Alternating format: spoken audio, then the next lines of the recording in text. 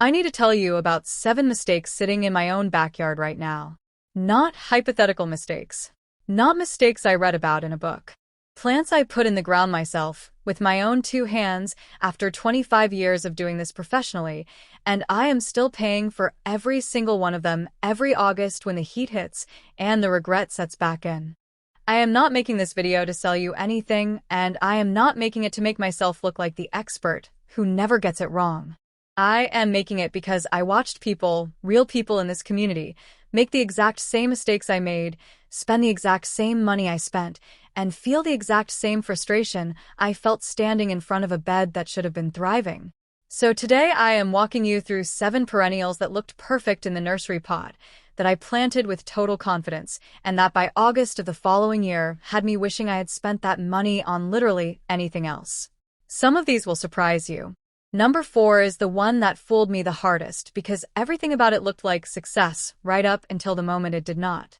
Before we get into it, drop your US state or your USDA hardiness zone in the comments below. Some of what went wrong for me is specific to my growing conditions, and I want to know where you are gardening so I can tell you honestly whether this mistake applies to you too. Let's get into it. Number 7. Butterfly bush, Buddleja davidii. I planted 3 of these along a south-facing fence line because every gardening magazine I owned in my 20s told me it was a pollinator magnet, and it is. That part is true. Butterflies and bees genuinely love this plant. What nobody told me is that in zones 6 and colder, butterfly bush behaves like a perennial that dies back to the ground every winter and has to rebuild its entire structure from scratch every single spring, and it does that rebuilding by throwing up canes so aggressively that by August it had swallowed a 3-foot section of fence and was leaning into my neighbor's yard. In zones 7 and warmer it is even worse because it does not die back at all. It becomes a genuinely large woody shrub, 6 to 10 feet in a single season, and it self-seeds so readily that it has been classified as invasive in parts of Oregon, Washington, and several southeastern states. I was pulling seedlings out of gravel, out of mulch beds 40 feet away, out of cracks in my patio, for 3 straight summers after I finally dug the parent plants out. If you already have butterfly bush and you love the pollinators it brings in, deadhead it religiously before the seed heads mature, because that is the single thing that turns a manageable shrub into a spreading problem. If you are considering planting it, look at native alternatives instead. Buttonbush, Cephalanthus occidentalis, zones 5 through 9, gives you the same pollinator traffic without the seeding problem. Joe Pye weed, Eutrochium purpureum, zones 4 through 9, does the same thing with native prairie roots that will not escape your bed. I wish someone had told me that before I put 3 of them in the ground. Number 6, mint, and I want to be very specific here because I did not plant mint in a pot like every experienced gardener will tell you to. I planted it directly in a raised bed next to my herb garden because I wanted easy access for cooking, and I genuinely believed a raised bed with defined wooden edges would contain it. It did not. Mint spreads through underground rhizomes, thin white runners that travel horizontally through soil at a rate that will astonish you if you have never watched it happen. Within 1 growing season, mint had crossed under the wooden edge of that raised bed, established itself in the lawn 18 inches away, and started coming up through gaps in my patio pavers. By the 2nd August, I was pulling mint runners out of my tomato bed, my rose bed, and a perennial border that was supposed to be 30 feet away. The rhizomes break easily when you pull them, and every single broken piece left in the soil is capable of becoming a new plant. I spent an entire weekend that August on my hands and knees trying to excavate a root system that had already won. If you want mint, and I understand the appeal, it is genuinely useful in the kitchen, grow it in a container with no drainage holes touching the ground, or sink a bottomless 5-gallon bucket into the soil and plant directly into that as a barrier. Peppermint, Mentha piperita, and spearmint, Mentha spicata, are both zone 3 through 11, meaning they will survive almost anywhere in this country, which is exactly the problem. Contain it before you plant it, not after. Number 5 is one that is going to surprise a lot of you because it has an almost universally positive reputation, obedient plant, Physostegia virginiana. The name itself is the trap. It is called obedient plant because if you push the individual flowers on the stem, they stay in the position you push them to, a genuinely charming feature that has nothing whatsoever to do with how the plant behaves in your garden bed. I planted a single 1-gallon pot in a mixed perennial border in year 1.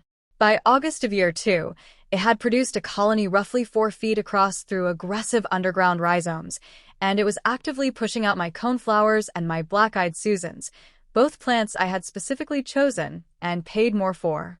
Obedient plant spreads through the same mechanism as mint, horizontal rhizomes that travel fast in loose, moisture-retentive garden soil, which describes most amended perennial beds in this country perfectly. It thrives in zones 3 through 9, which again means almost everyone watching this can grow it, and almost everyone who does will eventually regret it if it is planted in open ground without a barrier. The straight species is the worst offender. The cultivar Miss Manners is considerably better behaved and clump-forming rather than spreading, so if you love the look of this plant, that is the one to search for by name. I did not know that distinction existed when I bought mine, and I paid for that ignorance with 2 full growing seasons of division and removal to get my bed back to something resembling the design I originally planted. Before we get to number 4, I want to say something directly because I know some of you are sitting there thinking about a plant in your own yard right now that you already suspect was a mistake. This channel is not here to make you feel foolish about that. Every single gardener who has ever put a shovel in the ground has made at least one of these choices. The only difference between an experienced gardener and a beginner is that the experienced gardener has made more of these mistakes and actually learned the lesson each time. If this video is helping you avoid even one of the errors I am about to walk through, hit subscribe right now. It costs nothing, it takes 2 seconds, and it means you get this kind of honest, specific information every single week instead of learning it the expensive way, in your own backyard, the way I did. Number 4, and this is the one that genuinely fooled me, because for the first 2 years it looked like an unqualified success: purple loosestrife, Lythrum salicaria. I want to be honest about how this happened because I think it is instructive. I did not buy this plant from a big box garden center. I got a division from a neighbor's garden, a beautiful established clump with tall spikes of magenta-purple flowers that bloomed for most of the summer and drew pollinators from 100 feet away. I planted it near a low, damp spot in my yard where almost nothing else had thrived, and for 2 full seasons it was the highlight of that entire bed. Here is what I did not know at the time, and what I desperately want you to know now if you are anywhere in the eastern 2/3 of the United States. Purple loosestrife is one of the most aggressively invasive wetland plants in North America.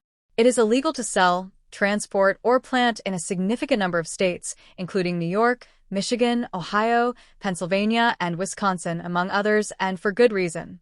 A single mature plant can produce 2 to 3 million seeds in a single season. Those seeds are wind-dispersed and water-dispersed, meaning if you have any drainage at all near your property, any ditch, any stream, any low spot that connects to a larger watershed, you're not just planting a flower in your yard, you're potentially introducing seed into an entire regional wetland ecosystem.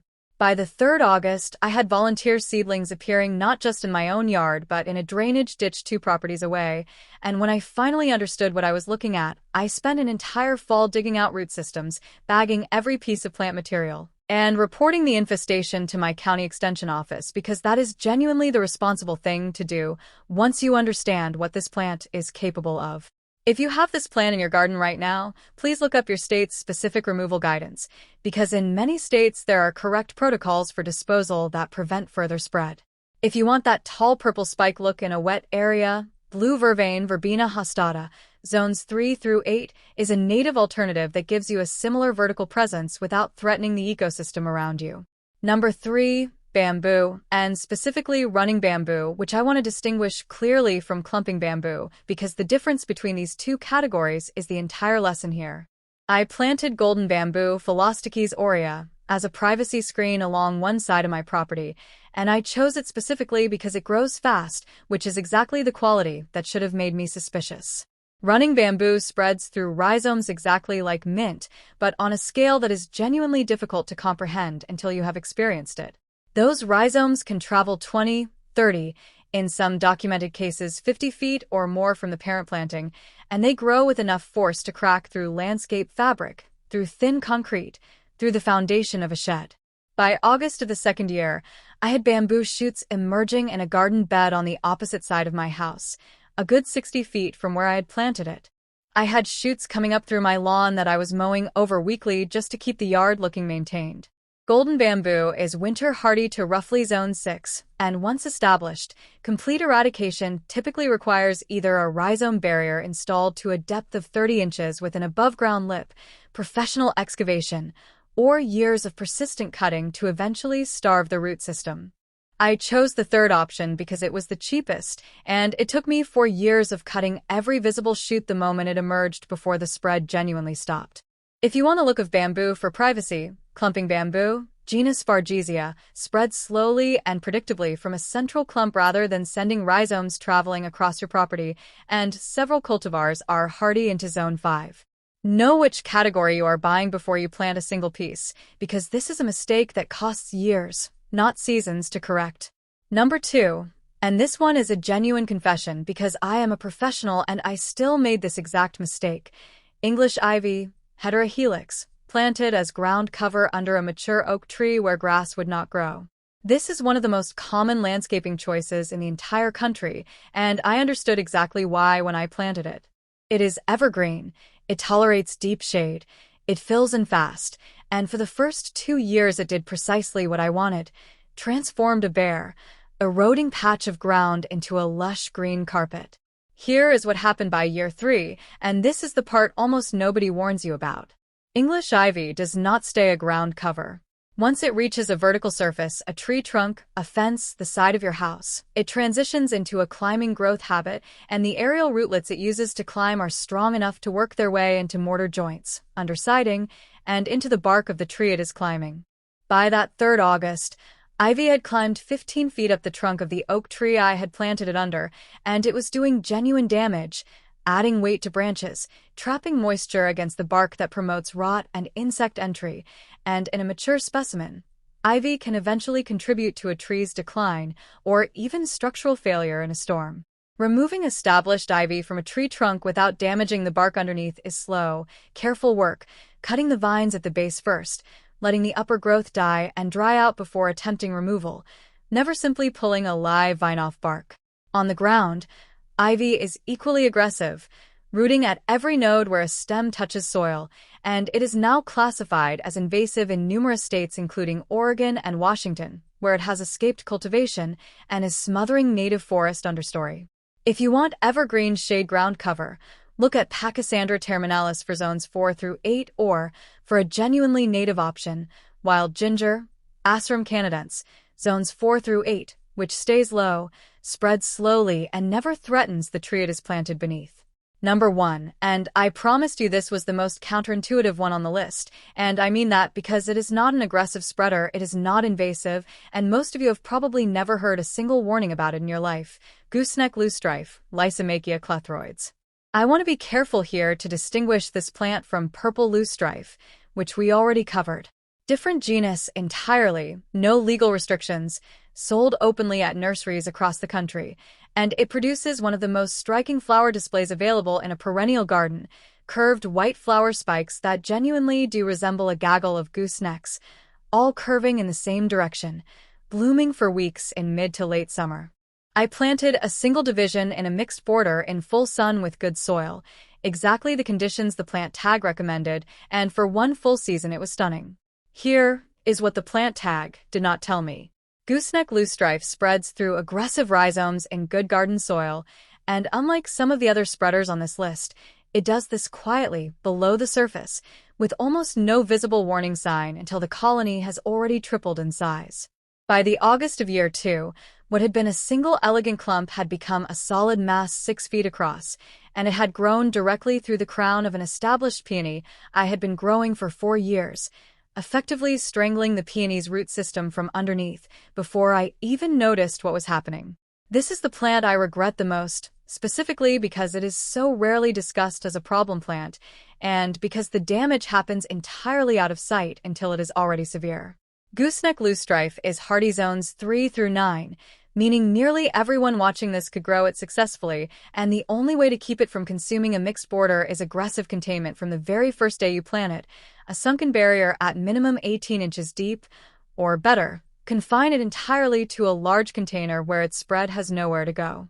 If a nursery employee ever hands you this plant without mentioning containment, they either do not know or they're choosing not to tell you, because a plant nobody warns you about is a plant that keeps selling. I want to leave you with something honest. Every single mistake on this list happened because I trusted a plant tag, a magazine article, or my own confidence more than I researched the actual behavior of that species in my specific conditions. None of these are bad plants in the wrong sense. Butterfly bush genuinely feeds pollinators. Mint genuinely tastes wonderful in a summer drink. Gooseneck loosestrife is genuinely one of the most beautiful white-flowering perennials available. The mistake was never choosing an ugly plant. The mistake was choosing a plant without understanding what it actually does underground, out of sight, over the 2 or 3 years it takes to fully establish. That is the gap this channel exists to close for you, so you do not have to spend 4 seasons digging out bamboo rhizomes the way I did. Tell me in the comments which of these 7 you already have in your yard right now, and tell me honestly whether you knew what you were getting into when you planted it. If one of these is currently taking over a bed in your own garden, you are not alone, and it is not too late to get ahead of it. Drop your US state or your hardiness zone down there too, because I want to know exactly where this community is dealing with these same 7 plants.